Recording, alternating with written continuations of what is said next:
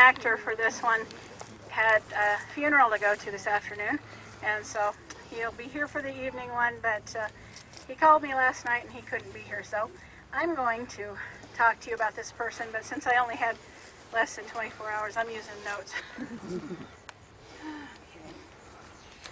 If you'll notice, there's a shepherd hook with a lantern on it up there. We're not going to go up there. It's like too steep, and so we decided to be better just to gather you here and point out the stone.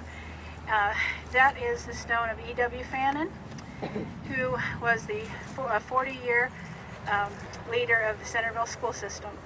For about 5 years, between 1918 and 1923, he was a principal and a coach for Centerville schools. And then from 1923 till 1957, he was the superintendent of schools. And during that 34-year time period, just a huge amount of progress was made in the Centerville school system. He was born Everett William Fannin on May 7th, 1889 in Eldora, Iowa. He had considered following in his father's footsteps as a bricklayer, but it was his mother who knew the value of a good education, and she took in boarders, and so she could raise extra money to send E.W. to college and to pay his school expenses. And once he graduated, he taught for 1 year in a rural school to make enough money to pay for his first year of college. So he actually taught a year before going to college. I couldn't do that anymore. And so then he attended Drake University, and he majored in history, and he minored in the Greek language. And he did participate in athletics, and he was on the tennis team and the baseball team. And to pay for his room and board, to go to college, at that time it was $90 a year. So, but he waited tables and washed dishes to pay his way through college. And then he went on to Iowa University and got his master's degree in 1922.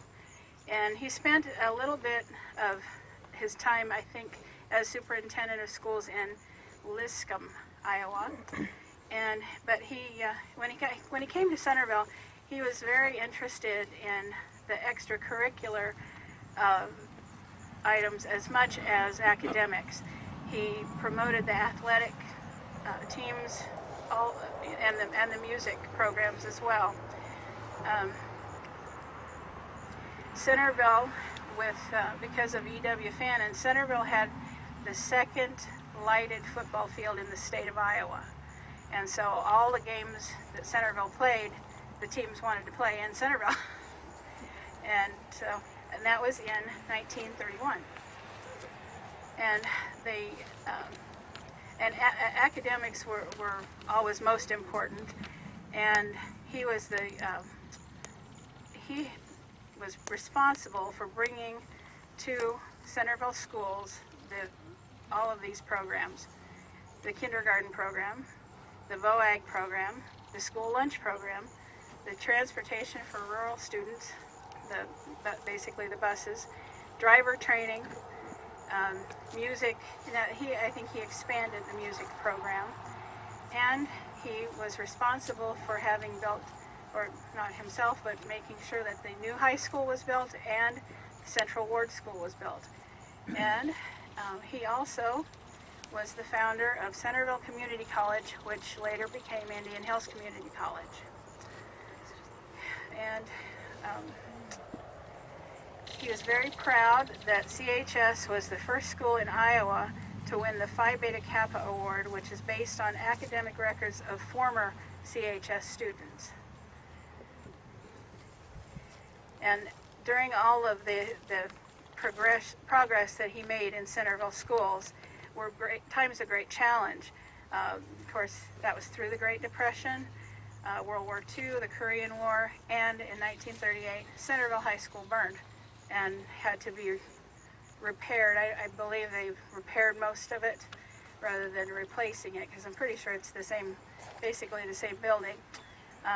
So then he had to make sure that they had used 16 different buildings in the Centerville area to house all of the high schools. So that was pretty much a administrative nightmare, I'm sure. Personality-wise, from accounts that I've understood from people, that he might have been pretty serious and appear gruff, but he was revered and well respected, and he had the genius of making kids feel inspired to do the best they could do, and be the best person they could be. He was married and had 3 children, one of whom you'll meet in about 2 more stops here on the tour. He died July 8th, 1973, at the age of 84.